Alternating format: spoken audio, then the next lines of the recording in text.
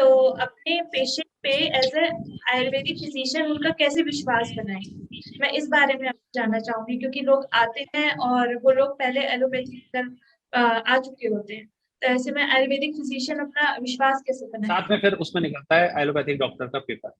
वहाँ पेपर निकलता है, वहाँ हम उसमें देखते हैं कि एक कोई बीपी की दवाई चल रही है, एक कोई मल्टीविटामिन चल रहा है, एक आयरन की दवाई चल रही है। फीफाट्रॉल में भी होता है और शौसादी रस में भी होता है, वत्सनाब होता है, एकोनिट्राफेरॉल। वत्सनाब की प्रॉपर्टी होती है बीपी डाउन करना। हाँ, मैं चूरन चटनी वाले, वो गोलियों वाले हैं। वो क्या है, गोलियों सिरप वाले, हम चूरन चटनी वाले, सीधी सी बात है। किसी चीज को कैसे भी बोल सकते हैं, उसमें हमें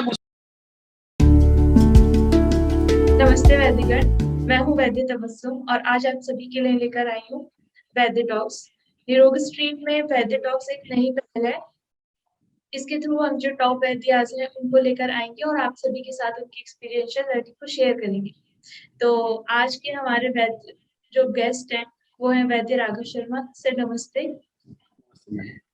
सर जो है आप 16-17 सालों से प्रैक्टिस कर रहे हैं। मुरादाबाद में सर रहते हैं और सर ने जो है वहीं पर प्रैक्टिस की है। उनका एक निरामय आयुर्वेद क्लिनिक करके एक क्लिनिक है जो सर रन करते हैं सक्सेसफुली वहाँ पर। और सर को जो है काफी जगह सम्मानित किया जा चुका है। इवन जो है हरियाणा के चीफ मिनिस्टर भी उनको सम्मानित कर चुके हैं। बहुत बहुत शुक्रिया सर, और बहुत बहुत स्वागत करती हूँ आपका वैद्य टॉक्स में। तो सर हम इसी को आगे बढ़ते हैं। आपके बारे में आप हमें कुछ बताइए, आपकी शिक्षा दीक्षा कहाँ से हुई और आयुर्वेद में अब तक का आपका सफर कैसा रहा? जी मैम, मैं डॉक्टर राघव शर्मा हूँ। मैं मुरादाबाद से ही बॉर्न एंड ब्रॉट अप हूँ। और मेरी ग्रेजुएशन जो है BAMS, वो मैंने Rajiv Gandhi university of health science Bangalore से की है। वहाँ एक ayurvedic BGM ayurvedic medical college है गदग में, वहाँ से मैंने किया है। और साउथ बेसिकली आयुर्वेद को पढ़ने के लिए बहुत अच्छी जगह है, क्योंकि साउथ में प्रैक्टिकल एक्सपीरियंसेस काफ़ी अच्छे रहते हैं। ये मेरा अपना मानना है, बाकी तो सभी जगह अच्छा पढ़ाया जाता है, लेकिन मेरे हिसाब से जहाँ तक मैंने देखा है तो वहीं से मैंने किया है। उसके बाद से फिर मैंने जब पास आउट हुआ तो उसके बाद मैं पतंजलि योगपीठ में एज ए रिक्रूट हुआ था एज ए आयुर्वेदिक फिजिशियन। और वहाँ मैंने काफ़ी समय काम किया। फिर उसके साथ साथ मैं फिर हापुड़ पोस्टेड रहा, मुरादाबाद पतंजलि हॉस्पिटल्स में पोस्टेड रहा। उसके बाद फिर मैंने साथ में ही अपना क्लिनिक निरामय के नाम से स्टार्ट किया। और लगभग 10 साल से पिछले मैं अपना ये निरामय क्लिनिक चला रहा हूँ। और प्योर आयुर्वेद में भी मैं विश्वास रखता हूँ और उसी विधा में प्रैक्टिस करता हूँ। और ईश्वर से प्रार्थना करता हूँ दिन प्रतिदिन की बस हमारे जो रोगी, हमसे जो संबंधित रोगी हों, हमारे पास जो अपनी व्यथा लेके आए, उसको हम ठीक से उपचार कर सकें और ईश्वर हम पे आशीर्वाद बनाए रखे। देखिए, मैं बीइंग ए डॉक्टर सबसे पहले एक आपको ये बात बताना चाहूंगा कि कोई डॉक्टर ठीक नहीं करता। ठीक करता है पेशेंट का डॉक्टर के ऊपर विश्वास और ईश्वर का आशीर्वाद। मेरा अपना ही मानना है। मैं कह नहीं सकता कि दूसरा व्यक्ति क्या सोचता है, लेकिन मेरा तो अपना यही मानना है। क्योंकि हम वही दवाई किसी को देते हैं बहुत अच्छी तरीके से काम करती है, वही किसी अविश्वासी व्यक्ति को देते हैं जो हम पे विश्वास करता नहीं है या इधर उधर से सुन सुना के आ जाता है, वो उस पर इतना अच्छा काम नहीं करती। ये मेरा एक प्रैक्टिकल एक्सपीरियंस है, तो ये मेरा अपना मानना है। तो मुझे तो ये लगता है कि मैं ठीक नहीं करता, ईश्वर ठीक करता है। बस मैं जितना मेरा अल्प बुद्धि है, छोटा सा ज्ञान है, उसके हिसाब से जो अच्छे से अच्छा पॉजिटिव होके अच्छे से अच्छा आयुर्वेद पे विश्वास रख के जो मैं काम कर सकता हूँ उसी के हिसाब से काम करता हूँ, और उसमें सफलता भी मिलती है निश्चित रूप से। जी सर, बिल्कुल सही कहा आपने। ये तो बिल्कुल सच बात है कि पेशेंट का जो विश्वास है वही उसको ठीक करता है। तो सर आपने पेशेंट की बात की, अगर हम लोग जैसे आयुर्वेदिक प्रैक्टिस करते हैं तो अपने पेशेंट पे एज ए आयुर्वेदिक फिजिशियन उनका कैसे विश्वास बनाएं, मैं इस बारे में आपसे जानना चाहूंगी, क्योंकि लोग आते हैं और वो लोग पहले एलोपैथी पर आ चुके होते हैं। तो ऐसे में आयुर्वेदिक फिजिशियन अपना विश्वास कैसे बनाए? देखिए मैम, आपका ये क्वेश्चन बहुत वैलिड और बहुत ही अच्छा है। एक्चुअली हम आयुर्वेद स्पेशली आयुर्वेदिक इसमें इस चीज़ को बहुत फील करते हैं। मैं आपको अपने एक्सपीरियंस अगर अपने शेयर करूं अब तो थोड़ा सा समय हो गया है, पेशेंट उतना सिर पे चढ़कर नहीं आता, जनरल भाषा में बोलूं। पहले जब शुरुआत थी प्रैक्टिस की, और थोड़ा सा चेहरे पे भी एक जैसे कहते हैं ना यंग एज थी, तो थोड़ा सा उतनी मैच्योरिटी फील नहीं होती थी। और छोटे से व्यक्ति को देखकर तो आदमी ये सोचता है, अरे ये तो कोई छोटा सा व्यक्ति बैठा है, कम एज का व्यक्ति बैठा है, इसे पता नहीं है ज्ञान है, इसे क्या पता नहीं। देखिए, we dealing with the bodies, not with the machines. तो व्यक्ति के ऊपर आपका विश्वास होना बहुत जरूरी है। अगर व्यक्ति के ऊपर विश्वास नहीं है, जैसा मैंने पहले भी कहा, तो जो आपकी मेडिसिन है वो काम नहीं करेगी। तो उसके लिए सबसे पहले ही चीज जो है वो विश्वास जीतना पेशेंट का जरूरी है। अब पेशेंट का विश्वास आप कैसे जीत पाएंगे? एक तो आपको अपने फील्ड की नॉलेज होनी ही चाहिए, सबसे पहला तो सबसे पहला जरूरी चीज है। और सेकेंडरी अगर मैं कहूँ तो आपको एलोपैथ का भी पूरा ज्ञान होना चाहिए।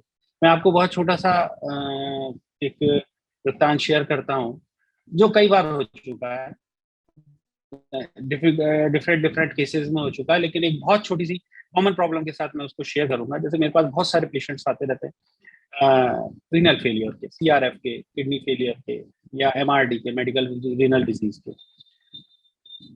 और इस टाइप का व्यक्ति दोनों तरीके से परेशान होता है। एक तो वो पैसे से बिल्कुल उसको एग्जॉस्ट हो चुका होता है, और दूसरा हेल्थ से भी पूरा एग्जॉस्ट हो चुका होता है। तो मैम उसमें व्यक्ति इतनी मोटी फाइल आपके सामने रखता है और इस टाइप से बात करता है, डॉक्टर साहब देखना कुछ हो पाएगा क्या?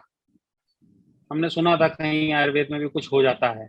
मतलब ये मैं पेशेंट्स के एक्सेंट और वर्ड्स सेम टू सेम बता रहा हूँ आपको। या कोई कोई पूछता है, डॉक्टर साहब कुछ कर पाओगे इसमें? मतलब सुनने में अच्छा नहीं लगता, लेकिन वास्तव में हमें ऐसा सुनना पड़ता है। जो हमारे साथी चिकित्सक हैं वो जानते होंगे।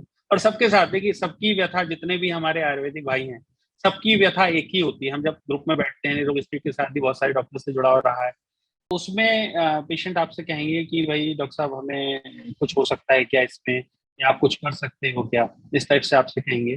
तो सबसे पहले वहां जरूरी है आपको अपना कॉन्फिडेंस, डॉक्टर का कॉन्फिडेंस बनना चाहिए पेशेंट के अंदर। तो वहां आप जैसे उसकी फाइल खोलते हैं, उसमें आप देखते हैं उसके सारे पैरामीटर्स, यूरिया, बीयूएन सब बिगड़े हुए होते हैं, किडनी की स्थिति भी खराब होती है। तो वहाँ एलोपैथिक डॉक्टर्स ये कह के भेजते हैं कि वहाँ आयुर्वेद की दवाई मत लेना, वो किडनी खराब कर देगी, उसमें मेटेलिक कंपाउंड होते हैं।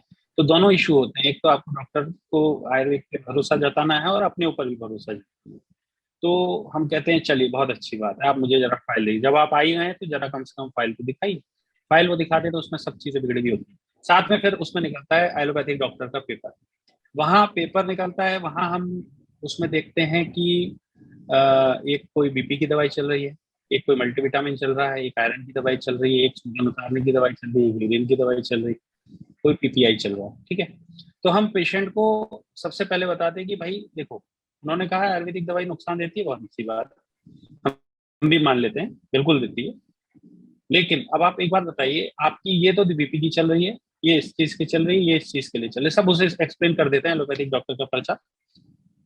और आपको भी पता है एलोपैथिक दवाई भी कहीं ना कहीं तो नुकसान देती है लीवर को। लेकिन उसके बाद आप उससे कहो भाई देखो मैंने आपको सारी दवाई बता दी, लेकिन मैं सब इस दवाई के बारे में सब बता रहा हूँ, और ये आपके लिए नुकसानदायक भी है, कहीं ना कहीं आपको खुद ही पता है एलोपैथिक दवाई नुकसान देती है, लेकिन मैं आपसे मना नहीं कर रहा इस दवाई को खाने को। लेकिन एलोपैथिक डॉक्टर क्या करता है, उसे आयुर्वेद के बारे में ये भी नहीं पता होता। वो सिर्फ उसके कुछ समझ में नहीं आता, वो उठा के बंद कर देता है कि आयुर्वेदिक दवाई नहीं खानी है, आयुर्वेदिक दवाई नुकसान देती है, उसमें मेटेलिक कंपाउंड होते हैं। मैं भी मानता हूँ आयुर्वेदिक दवाई में मेटेलिक कंपाउंड होते हैं, आयुर्वेदिक दवाई नुकसान देती है। आयुर्वेदिक दवाई तो छोड़िए, अगर शुगर पेशेंट को आप गन्ने का जूस पिला दोगे तो वो नुकसान देगा नहीं देगा? आप बताओ। या आप बीपी पेशेंट को लवण भास्कर चूर्ण, हिंगवाष्टक चूर्ण खिला दोगे, जाहिर सी बात है उसमें साल्ट कंटेंट है, वो नुकसान देगा नहीं देगा? वो तो बहुत कॉमन सी प्रॉब्लम है। ऐसे ही हम उनसे कहते हैं भाई देखिए हम भी एक डॉक्टर हैं, पढ़े लिखे डॉक्टर हैं, और आपके दुश्मन नहीं है। आप हमारे पास समस्या लेके आए, हम आपकी समस्या को ठीक करना चाहते हैं, तो कम से कम आप हम पे विश्वास रखिए। ये जो भ्रांति चल रही है आयुर्वेदिक दवाई दवाई नुकसान देती है, मैंने कहा इस दवाइयों में, इन दवाइयों में आपकी किडनी को सेव करने की कोई दवाई नहीं है, सिर्फ आपकी प्रॉब्लम को सिम्टोमेटिकली रिलीफ देने की दवाई है। तो जब आप इतना डिस्कशन आप पेशेंट से करते हैं, तो वो पूरी तरीके से आपका मुरीद हो जाता है, पूरी तरीके से आपसे विश्वास करता है, पूरी तरीके से आप पे फेथ करता है। फिर आप उसको कुछ भी खिलाओ, फिर आप उसे चाहे मेटेलिक कंपाउंड ही खिला दो, बसंत कुसुमा का रस खिला दो, फिर वो टेंशन नहीं लेता। फिर वो सोचता है कि हाँ, मेरी बागडोर, मेरी हेल्थ की बागडोर एक सभ्य व्यक्ति के हाथ में है, एक अच्छे व्यक्ति के हाथ में है, और फिर वो आप पे विश्वास करके ट्रीटमेंट करता है। जहां विश्वास डेवलप हो जाता है वहां फिर रिजल्ट्स भी मिलते हैं। मेरा अपना ऐसा प्रैक्टिकली मानना है। बहुत बहुत धन्यवाद ये किस्सा शेयर करने का। आई एम श्योर कि बहुत सारे आयुर्वेदिक डॉक्टर्स के साथ ये कॉमन होगा, लोग विश्वास बिल्कुल नहीं। कॉमन, बिल्कुल कॉमन है। तो सर आप बताइए, हम डिफरेंट टाइप की, जैसे आपने एक सज्जन पुरुष का अभी जिक्र किया था, इसी जी। तरह से बहुत सारे पेशेंट्स आते हैं। तो सर जनरली सारे पेशेंट्स जो है उन्हें कहा भी नहीं गया है कि आप ट्रीट करो, तो आप कैसे पेशेंट्स को अवॉइड करते हैं, या इस तरह का कोई और किस्सा आप हमारे साथ शेयर करना चाहें? देखिए मैम, ऐसे तो बहुत सारे लोग आते हैं। देखिए, आपको किसको ट्रीट करना है, उससे पहले आपको ये जानना है आपको किसको ट्रीट नहीं करना। जी आपको बिल्कुल। पेशेंट पकड़ने से पहले आपको पेशेंट छोड़ना है। अगर आप अपनी हद में रहोगे, आप अपने पैथी की हद में रहोगे, और आप उतना ही काम करोगे जितना आप कर सकते हैं। मैं माफी के शब्दों में बोलना चाहूंगा, कुछ लोग मैंने देखे हैं अपनी पैथी में, वो सब बीमारियां ठीक करते हैं। या कुछ लोग माइक पे बैठ के, या छद्मचर वैद्य बन के, वो सब कुछ ये बोलते हैं, हाँ इससे ये भी ठीक होता है, ये भी ठीक होता है, ये भी ठीक होता है, और 100% ठीक होता है, ऐसा भी बोलते हैं लोग बात। लेकिन बीइंग ए डॉक्टर, मैं एक बात ये कहना चाहूंगा, एक तो मैं ऐसे लोगों का समर्थन बिल्कुल नहीं करता, चाहे वो किसी भी पद पर हो, कितना ही बड़ा व्यक्ति हो। दूसरी चीज कि ऐसा नहीं होता। ठीक तो एक सिंपल सी एसिडिटी नहीं होती, छोटे लोग भी कभी कभी ठीक नहीं होते बड़ी जीर्णावस्था में पहुंच के। देखिए, तभी हमारे यहाँ आयुर्वेद में सब तरीके का रोगों का कैटेगराइजेशन किया गया है। तो हमें देखना है कि हमें किस पेशेंट को चिकित्सा नहीं करनी। मैं अगर अपनी पर्सनल बात करूं तो जनरली जो कार्डियक प्रॉब्लम्स होती हैं, मैं उसमें जनरली ट्रीटमेंट नहीं देता, और देता भी हूं तो मैं ये कहता हूं कि भाई, जो आपकी एलोपैथिक मेडिसिन चल रही हैं वो आपकी लाइफ सेविंग ड्रग्स हैं, आप उसे बंद नहीं कर सकते। आप प्रोफाइलैक्टिक रोल में कुछ लेना चाहते हो, आप कुछ सपोर्टिव रोल में लेना चाहते हो, तो मैं आपको दे सकता हूं। लेकिन आप ये मत सोचिएगा कि कल को आप अपनी नाइट्रोग्लिसरीन बंद कर दें, कल आप अपनी क्लोपिटोग्रेल बंद कर दें, और आप ये सोचें कि नहीं साहब, मैं तो हृदयार्णव रस से ही अपना जो है ब्लॉकेज या जो हमारी एंटी एंजाइनल चीजें हैं वो मैं करता रहूंगा। तो वो मैं उतना किसी को आज मैं अब कह नहीं सकता, हर किसी की अपनी प्रैक्टिस होती है, लेकिन मैं अपनी प्रैक्टिस में ऐसा काम नहीं करता। मैं पहले ये देखता हूँ कि कहाँ मैं ट्रीट कर सकता हूँ। कुछ लोग सर्जिकल केस में भी दवाइयाँ देते रहते हैं। फॉर एग्जाम्पल कोलेलिथियासिस में, पित्त की पथरी में भी कुछ लोग दवाइयाँ देते हैं। मैं उनको ये बोल देता हूँ कि देखिए, पित्त की पथरी यानी कि पित्त का ठहराव हो रहा है, इसलिए पित्त की पथरी बन रही है। हम पित्तरेचक चीजें देखें, उस ठहराव को दूर कर सकते हैं, लेकिन पथरी खुल जाएगी या पथरी निकल जाएगी, मैं इस चीज का एश्योरमेंट नहीं होता। अगर कहीं आप ट्रीटमेंट भी कर रहे हैं ना डिफिकल्ट चीज में, तो आप पहले पेशेंट को क्लियर कट बता दें कि प्रोग्नोसिस प्रोग्नोसिस बहुत इंपॉर्टेंट है, प्रोग्नोसिस एक्सप्लेन कर दें बहुत अच्छी तरीके से। उसके बाद ही अगर पेशेंट आपसे कहे नहीं सर, हम तो फिर भी आपसे कुछ लेना चाहते हैं, कुछ कुछ श्रद्धावान लोग होते हैं आयुर्वेद के प्रति, जैसे अश्रद्धावान भी है, तो ऐसी बहुत बहुत श्रद्धावान भी होते हैं। देखिए, ओवर श्रद्धा और ओवर अश्रद्धा दोनों ही हार्मफुल है ना। तो श्रद्धावान होना चाहिए नो डाउट, लेकिन ओवर अश्रद्धावान नहीं होना चाहिए। कि कुछ लोग आते हैं, डॉक्टर साहब हम तो सोच रहे हैं आयुर्वेद में सब ठीक हो जाता है, आप हमारी हर्निया ठीक करो। तो हर्निया ठीक करना तो मैं कह नहीं सकता, मैं मतलब जनरली सर्जिकल प्रॉब्लम्स में मैं उतना इंटरवीन नहीं करता। तो देखिए, हमारे पास बहुत सारी प्रॉब्लम्स हैं, हम उसमें अगर अपने आप को संयमित रखेंगे तो मेरे हिसाब से ज्यादा अच्छा है। और जहां तक आपने कहा कि कोई किस्सा मैं शेयर करूं जहाँ टिपिकल चीजें हो जाती है, बहुत अभी रिसेंट का है इसलिए मुझे याद है। ऐसे तो रोजाना 4 एपिसोड होते हैं, अभी 2-4 दिन पहले की बात है, शायद इस संडे की बात है, इसलिए मुझे याद है। मैं आपको एक चीज शेयर करता हूँ कि कभी कभी कितना टेंशन हो जाती है बीइंग ए डॉक्टर। फ्राइडे में या सैटरडे में एक पेशेंट मुझसे मेडिसिन लेके गए, और प्रॉब्लम थी एलर्जिक राइनाइटिस, क्रोनिक राइनाइटिस, मतलब बिल्कुल नाक में जब हमने उनको टॉर्च डाल के देखा तो टर्बिनेट सूजे हुए थे, रेजोनेंस ऑफ वॉइस थी, और बहुत बहुत प्रॉब्लम में था पेशेंट। और मैंने एक कॉमन सा ट्रीटमेंट, देखिए जितना टिपिकल पेशेंट आपके पास आए ना, आप ट्रीटमेंट की शुरुआत इतने सिंपल से कीजिए। उसका कारण मैं आपको बताता हूँ।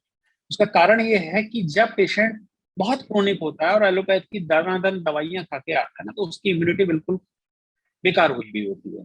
तो आपको जैसे बहुत कोई ऊन का गोला या कोई धागा बहुत इल्झा हुआ हो ना, तो आप उसे जितना जल्दी सुलझाने की कोशिश करोगे वो उतना और उलझता जाएगा। आपको क्या करना है, आपको एक एक सिरा पकड़ के ऐसे ऐसे करके आप सुलझाते हैं ना कोई भी ऊन, आप ने देखा भी होगा आपकी मम्मी या हमारी मम्मी वगैरह, जब पहले, अब तो उतना स्वेटर वगैरह नहीं बुना जाता, जब पहले होता था तो उलझ जाता था, बड़े धीरे धीरे सुलझाते थे। तो वही पेशेंट अगर टिपिकल पेशेंट है तो बहुत धीरे धीरे उसको करना है। तो मैंने बहुत इनिशियल टाइप की दवाइयां, वही सीतोपलादी, श्वासादी रस, लक्ष्मी विलास रस, ये जनरल होता है, उसको दिया। ये बात है फ्राइडे की। फ्राइडे शाम, संडे शाम घर में कुछ गेस्ट आए हुए थे, उनके साथ में कहीं बाहर था। मेरे पास एक कॉल आता है और बड़ा एक महिला का घबराया हुआ स्वर, और बिल्कुल डरा हुआ और घबराया हुआ स्वर था। और अरे डॉक्टर साहब, मैं तो, मेरे पति आपसे दवाई ले गए थे और ये तो बहुत, इनकी तबीयत खराब है, दवाई ने बहुत रिएक्शन करा है, ये है वो है, पता नहीं क्या क्या वो बोल रही थी। और डॉक्टर साहब इनका तो बीपी जो है, बीपी मिल ही नहीं रहा है। और मतलब होता है ना, महिला थोड़ा सा और ज्यादा एकदम से घबरा जाती है। भाई जाहिर सी बात है, उसके हस्बैंड की तबीयत खराब है, वो उसका घबराना जायज था, मैं उसके लिए कोई मैं कमेंट नहीं कर रहा, वो जेन्युइन एक केस। मैं किसी चीज के बीच में था, और वो तो मैं जस्ट जो काम कर रहा था, या जो जो मैं, हमारी पार्टी चल रही थी जनरली फ्रेंड्स के साथ, संडे का दिन था क्योंकि शाम था, वो तो मैं सब भूल गया। और मैंने उनसे कहा कि मैं आपको देखता हूँ, और आप, मैं कुछ बताया कि आप कॉफी पिला दो, आप कुछ इस टाइप से पिला दो, कुछ आप फ्रूट जूसेस वगैरह पिला दो, थोड़ा बीपी राइज हो जाएगा। लेकिन मेरे समझ में ये बात नहीं आई। मैंने कहा कि यार, बहुत सिंपल सी दवाई दी गई थी, क्या चीज ऐसा हो गया उसमें, क्या इसको ऐसा हो गया कि एकदम से बीपी इतना डाउन हो गया। मैंने जनरली उसकी बीपी तब लिया भी था तो सही था, कोई इशू नहीं था, 110-170 या इस टाइप का कुछ रहा होगा। लेकिन फिर भी मेरा मन नहीं माना, मैंने उसे दोबारा कॉल बैक किया। मैंने कहा सबसे पहले तो मैम ये बताइए आप कहाँ रहती हैं। लकीली वो उसी एरिया में रहती थी जहाँ मैं उस टाइम अवेलेबल था। मैंने कहा मैम, मैं आपके पास अभी 10 मिनट में पहुंचता हूँ, तो देखता हूँ क्या इशू है। तो मैंने घर से अपने स्टेथोस्कोप और बीपी इंस्ट्रूमेंट लिया और मैं उनके घर गया। जनरली मैं किसी के घर जाना प्रेफर नहीं करता, लेकिन उसका स्वर इतना डरावना था कि मैं सोच रहा था कि एक बार देख लेते तो जाहिर सी बात है उसमें कोई परेशानी की बात नहीं है। मैं उनके यहाँ पर्सनली गया और वास्तव में उसका बीपी जब मैं पहुंचा था तो 80/60 के करीब था, जो मैंने नापा। जो वो कह रही थी कि बीपी नहीं मिल रहा, और वो वास्तव में जेन्युइनली परेशान था। आप विश्वास नहीं मान, देखिए डॉक्टर, मैं तो डरता हूँ, और कोई डरता है या नहीं डरता, डॉक्टर सबसे ज्यादा डरता कहाँ है। दवाई हमने किसी को दी, मेडिसिन हमने किसी को दी, वो फायदा नहीं कर रही, चलेगा, कोई दिक्कत नहीं है, वो उल्टा नुकसान कर गई तो मुझे तो बहुत डर लगता है। या एक डर का मतलब एक गिल्ट फीलिंग होती है। डर का मतलब ऐसा नहीं कि भाई ये तो रोजमर्रा का हमारा काम, एक गिल्ट फीलिंग होती है कि भाई हमारे पास एक व्यक्ति विश्वास करके आया और हमने उसको एक मेडिसिन दी और सही होने के बजाय उल्टा हो गया। फिर मैंने उससे पूछा कि भाई अब ये बताओ आपका जुकाम कैसा है जिसलिए आप आए थे। बोले डॉक्टर साहब वो तो मेरा 30 to 40% ठीक है, चलो मुझे कुछ राहत लगी। मैंने कहा चलो, दवाई का रिएक्शन हुआ तो कुछ पॉजिटिव भी हुआ।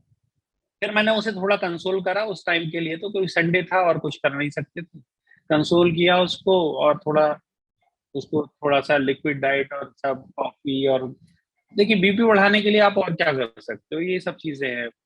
और क्लिनिक बंद था, नहीं तो मैं कुछ उसको अग्नितुंडी वगैरह दे देता तो हो सकता था, क्योंकि उसका कुछ राइस कर जाता, कुछ मेरे पास मेडिसिन थी नहीं उसमें। तो मैंने जो भी जनरल मेजर्स थे उसका हो सकता था उसका बढ़ाने का कोशिश करा। और जब तक मैं उसके घर से निकला तो 90/60 उसका बीपी आ चुका था। मुझे लगा 90 और 60 लो है, लेकिन चलिए कोई नहीं, इतना डेंजर, थोड़ा आउट ऑफ डेंजर है वो। फिर मैंने उनसे कहा कि आप कल मुझसे मिलिएगा।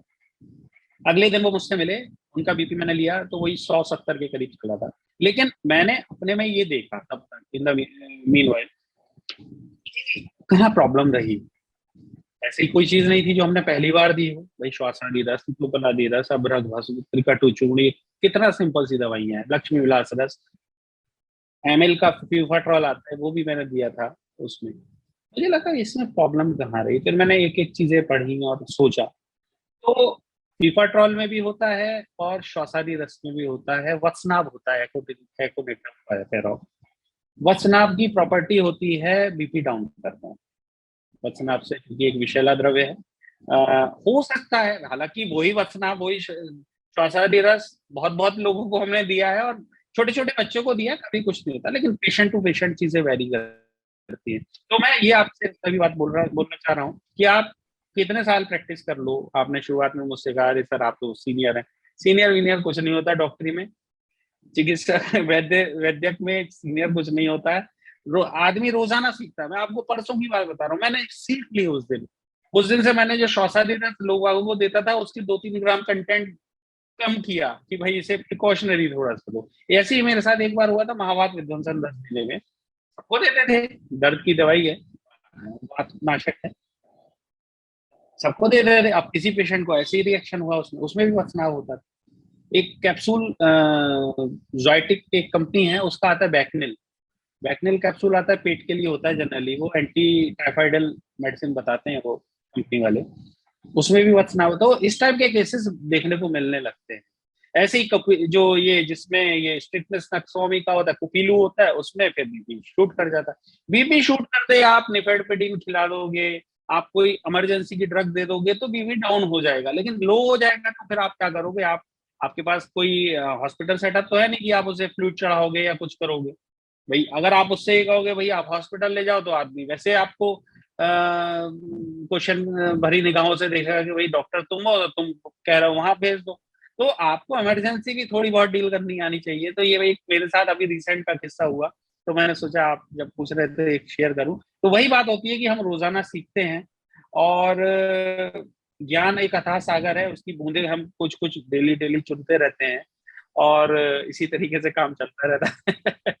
इसमें हम यही कह सकते हैं कि भाई व्यक्ति को हर टाइम एक सीखने के प्रोस्पेक्ट से बैठना चाहिए, ट्रीट करने के प्रोस्पेक्ट से नहीं। तो बात वही आ जाती है कि हमें पहले ही देखना है कि हम अपनी हदें क्या हैं, हमारी हदें क्या हैं, उसकी हद में अगर हम चिकित्सा करते हैं तो हमें अच्छे परिणाम भी मिलते हैं और रोगियों का जो है निगेटिव जो बदनामी होती है, अगर जनरल भाषा में बोली जाए, तो उससे भी हम बच सकते हैं। एक प्राइवेट प्रैक्टिशनर के लिए मैं बात कहना चाहूँ। बहुत बहुत धन्यवाद सर, आपके इतने एक्सपीरियंस जो है सुन के बहुत अच्छा लगा, आपने जो भी हमारे साथ शेयर किया। सर आपने जैसे जिस तरह ये जी केसेस शेयर किए, ऐसे ही आप जो है हमसे कुछ और क्लिनिकल केसेस जो चैलेंजिंग रहे हो आपके लिए, वो अगर शेयर करना चाहें तो। मैम देखिए, मेरे हिसाब से केसेस तो सभी चैलेंजिंग ही होते हैं। बिल्कुल। जब व्यक्ति आपके पास आता है, आप उससे फीस लेते हैं, आप उससे दवाई के पैसे लेते हैं, तो हर व्यक्ति चैलेंजिंग होता है, मेरा अपना ये मानना है। हर केस चैलेंजिंग होता है, लेकिन फिर भी आप अगर पूछ रहे हैं तो रिसेंट के कुछ 2-4 केसेस जो मुझे याद आते हैं वो मैं आपके साथ शेयर करूंगा।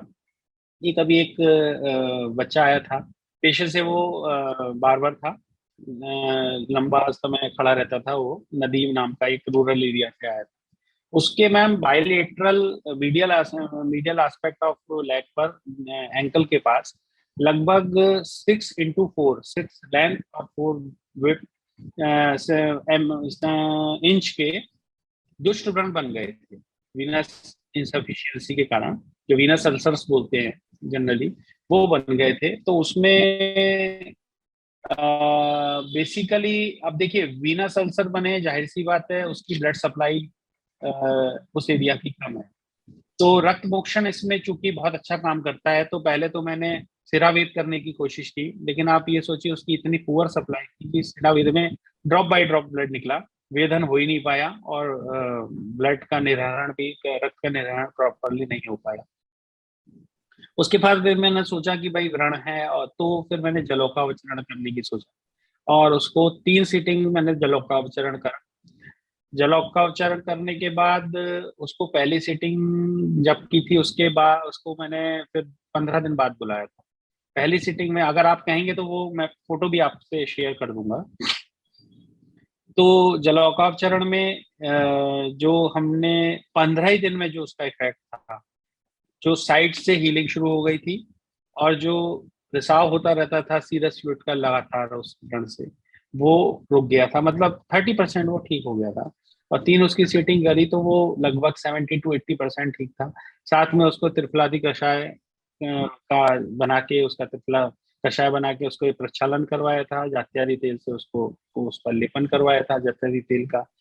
और जो कॉमन हमारी प्रॉब्लम जो ड्रग्स होती हैं, गंधक रसायन है, रसमाणिक्य है, क्योंकि ऊजिंग ज्यादा थी वहाँ, क्लेद ज्यादा था, तो वहाँ रसमाणिक मैंने यूज कराया, गंधक रसायन यूज कराया, रक्षोदक वटी वैद्यनाथ की जो आती है येलो एसथ यूज कराया, और स्वर्ण गैरिक यूज कराया। पंचतीघ्रत गुगुल उसमें मैंने यूज किया, हालांकि क्लेद था गुगुल, घृत पंचतीघ्रत गुगुल उतना, कुछ लोग मेरे से वेरी कर सकते हैं इसमें कि ये नहीं देना चाहिए था, लेकिन मैंने यूज, मुझे थोड़ा सा विश्वास है, हर डॉक्टर की कुछ मेडिसिन होती हैं उन्हें उस पर एक्स्ट्रा विश्वास होता है। तो पंचतीघ्रत गुगुल मैंने यूज करा और मुझे अच्छा रिजल्ट मिला। साथ में रेडोना टैबलेट आती है सोल्यूमेक्स कंपनी की, वो मैंने यूज करी। और महामंजष्ठादि क्वाथ जो आता है डाबर का या किसका, क्लासिकल ड्रग है किसी का भी आप दे सकते हैं, तो वो मैंने यूज करा। तो उसको बहुत अच्छा, अगर आप कहेंगे तो मैं इसके फोटो बाद में शेयर आपसे कर दूंगा, क्योंकि मैंने फोटो लिए थे और बहुत अच्छा उसको रेस्पॉन्स मिला इस चीज का। और मुझे लगता है ये दवाइयां उतना नहीं जितना कि जलौकाव चरण का, दवाइयां तो साइड बाय साइड थोड़ा प्रोफाइलेक्टिक रोल में हमने दे दी थी, लेकिन इस ऐसे केसेस में जलौकाव चरण मेरे हिसाब से बहुत बेनिफिशियल है। दूसरे केस की बात करें तो अ, एक लेडी थी डॉली नाम की, उनको सीवियर हेडेक रहता था, और तमाम न्यूरोलॉजिस्ट से और तमाम लोगों से उन्होंने मेडिसिन ली थी। मेरठ, गाजियाबाद, एनसीआर, दिल्ली में कई सारे रिनाउंड हॉस्पिटल्स में वो दिखा के आई थी।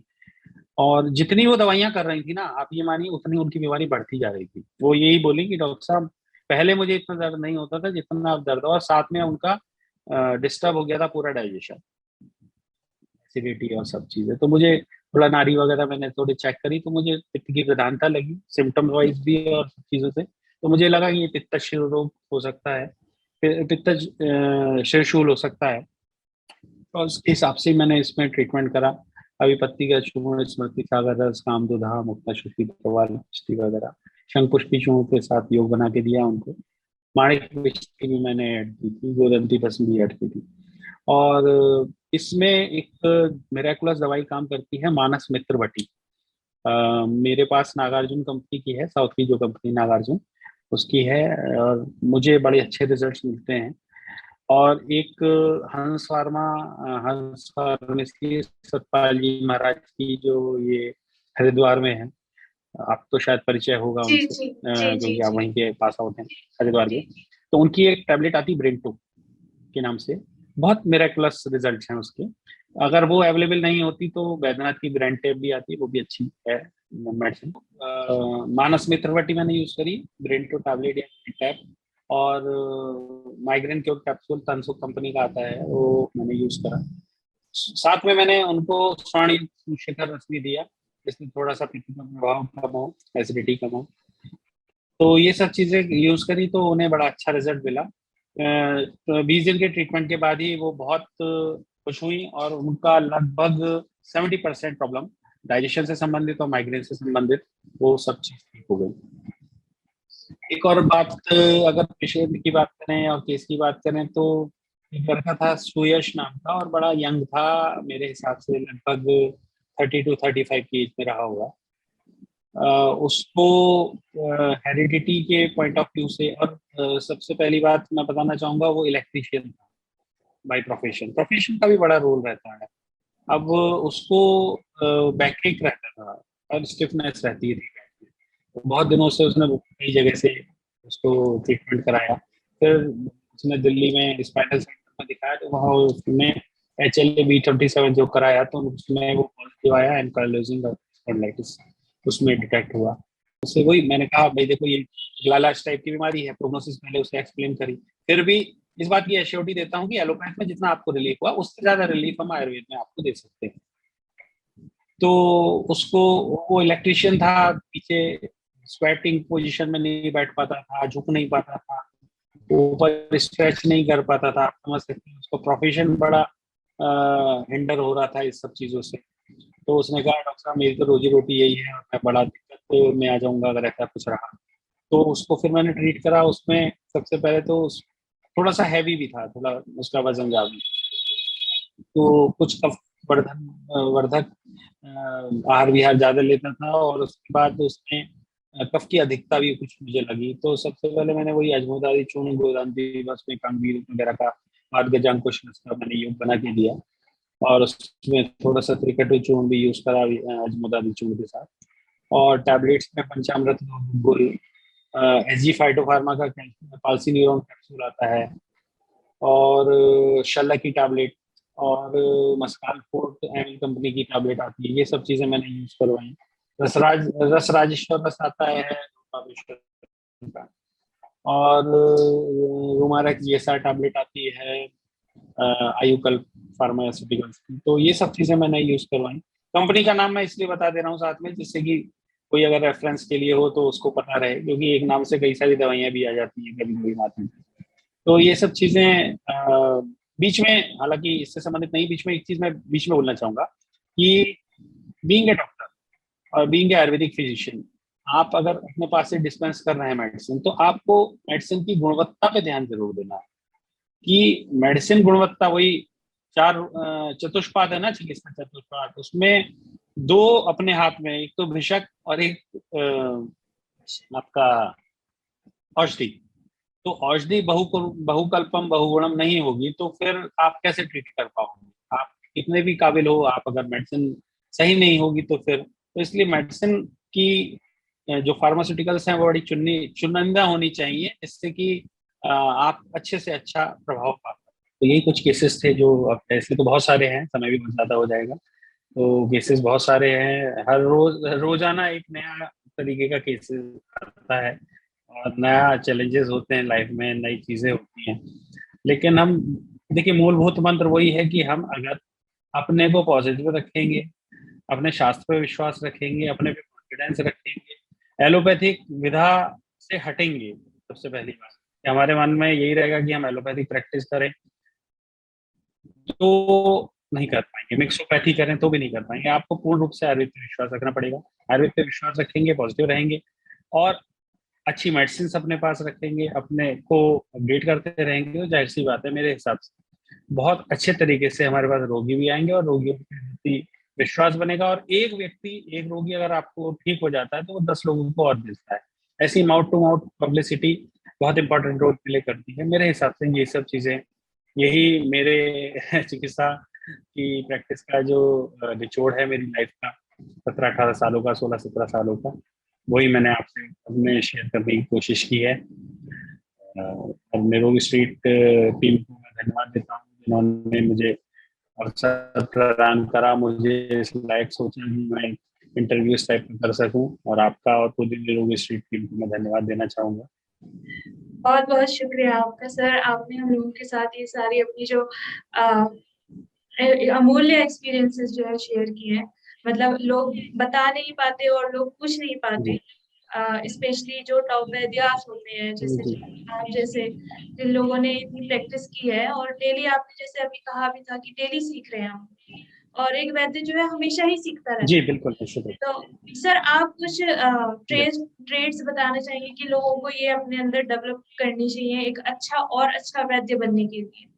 जैसे आपने बताया कि अपनी पैथी पे यकीन होना चाहिए और से। देखिए, शास्त्र अच्छे से पढ़ना। वाघभट्ट जी ने, हाँ हाँ, वाघभट्ट जी ने 4 गुण तो बताए हैं: दक्षता, शास्त्र में प्रवीणता, बहुश्रुत मतलब कर्म अभ्यास वाला, और शुचिता मतलब पवित्रता, यानी कि अपने पेशे के प्रति पवित्रता। हमें पहले ये सोचना है कि पेशेंट को कैसे ठीक करना है। पवित्रता को मैं ऐसे डिफाइन करता हूँ कि हमें ये सोचना है कि हमें पेशेंट को पहले कैसे ठीक करना है। हमें ये नहीं सोचना आ गई आसामी, अब इससे तो पैसे कमाने। पैसे तो जाहिर सी बात है सेकेंडरी है, वो आएंगे ही आएंगे। आपका नाम होगा, पेशेंट, आप महंगी दवाई लिखोगे, सस्ती दवाई लिखोगे, वो तो देगा ही देगा। लेकिन मेन चीज ये है, आपके मन में ये होना चाहिए, मतलब मैं इस टाइम अपने क्लिनिक पर ही हूँ, रोजी पर हूँ, झूठ नहीं बोलूंगा, मैं यही सोचता हूँ कि पहले हमें ये सोचना चाहिए कि पेशेंट कैसे ठीक हो। ऐसा तो जाहिर सी बात है आना ही है, वो पार्ट ऑफ प्रोफेशन है। तो सबसे बड़ी चीज, ये सब 4 गुण तो होने ही चाहिए। उसके बाद जो थंब रूल है, सबसे पहला हमें थोड़ा अपडेट रहना चाहिए। दूसरा, हमें अच्छे कंपनी की मेडिसिन यूज करनी चाहिए। तीसरा, हमें सब्जेक्ट पकड़ होनी चाहिए। और सबसे चौथा जो इम्पोर्टेंट है प्राइवेट प्रैक्टिशनर के लिए, कि अपना क्लिनिक सेटअप बहुत neat and clean, well establish और आजकल के मानकों को पूरा करता हुआ, मतलब वहाँ प्रकाश की व्यवस्था अच्छी, मतलब मेन चीज यह है कि क्लिनिक का इंफ्रास्ट्रक्चर अच्छा होना चाहिए, अप टू द लेवल। मतलब एक जो ऐसा नहीं है कि आपका बैनर फटा हुआ हो, आपका पोस्टर जो बाहर एडवर्टाइज लगा है या जो आपका नाम लिखा है वो धुंधला पड़ गया हो, तो वो छोटी छोटी चीजें हैं। कुल मिला के अगर बात की जाए तो अपना एक सेटअप अच्छा होना चाहिए, तो फिर आपको उन्नति करने से नहीं रोक सकते। जी जी बिल्कुल सर, बिल्कुल। ये तो हम देखते हैं कि लोग अभी जी तक जो है आयुर्वेदिक डॉक्टर्स को चूरन चटनी वाले जो है बोला जाता है नॉर्मली। अभी लोगों की ऐसी जी जी जी। एक देखिए थिंकिंग बनी देखिए देखिए, मैं एक मिनट आपको डिस्टर्ब करूंगा। आप बिल्कुल सही कह रही हैं, चूरन चटनी वाला, ठीक है, तो इसे हमें एक्सेप्ट करना चाहिए। हाँ हाँ, मैं चूरन चटनी वाले, वो गोलियों वाले हैं, वो क्या है, गोलियों सिरप वाले, हम चूरन चटनी वाले, सीधी सी बात है। किसी चीज को कैसे भी बोल सकते हैं, उसमें हमें गुस्सा नहीं आता। मुझे बिल्कुल गुस्सा नहीं आता, बोले हाँ भाई चूरन देता हूँ तो चूरन ही, तो चूरन चटनी तो कहा जाएगा। तुम गोलियां देते हो, तुम गोलियों वाले हो। हम कम से कम पेशेंट को गोली तो नहीं दे रहे। हाँ, जहाँ जहाँ हमारे ऊपर उपवास किया जाएगा वहां मैं उपवास करने में पीछे नहीं रहता। लेकिन हाँ, मैं हर विधा का सम्मान करता हूँ, मैं हर विधा को ऊंचा मानता हूँ। हर किसी का अपना फील्ड है। अब सर्जरी की प्रॉब्लम सर्जरी से ठीक होगी, आयुर्वेद की प्रॉब्लम आयुर्वेद से ठीक होगी, एलोपैथ की प्रॉब्लम एलोपैथ से ठीक होगी। अब हाई बैक्टीरियल इन्फेक्शन है तो जाहिर सी बात है एंटीबायोटिक तो देनी ही पड़ेगी। वहां आप आयुर्वेद को तो थोड़ी करोगे। तो जाहिर सी बात है हमें हॉलिस्टिक तरीके से सोचना चाहिए। बिल्कुल सर, बिल्कुल। आपसे बात करके बहुत अच्छा लगा सर। और ये जी सेशन जी, जो है, सेम हियर। मैं बिल्कुल उम्मीद करती हूँ हमारे जो दर्शक हैं उनके लिए भी ये बहुत फ्रूटफुल रहेगा, उन लोगों को इससे लाभ मिलेगा। बहुत बहुत धन्यवाद सर हम लोगों के साथ जुड़ने के लिए। और जो भी हम लोगों के साथ आज जुड़े हुए हैं, सभी से गुजारिश करती हूँ कि प्लीज इस पर जो है आप लोगों को जैसा भी लगा आप हमें बताइए। और आपके जो भी सर से अगर आपको कोई क्वेश्चन पूछने हो तो आप हमें जरूर बताइए, ताकि हम जो है दोबारा सर से ऐसी एक और वार्तालाप रखेंगे और सर से दोबारा जो है जुड़े रहेंगे। तो बहुत बहुत धन्यवाद सर यहाँ पर आने का। बहुत बहुत धन्यवाद। धन्यवाद। धन्यवाद।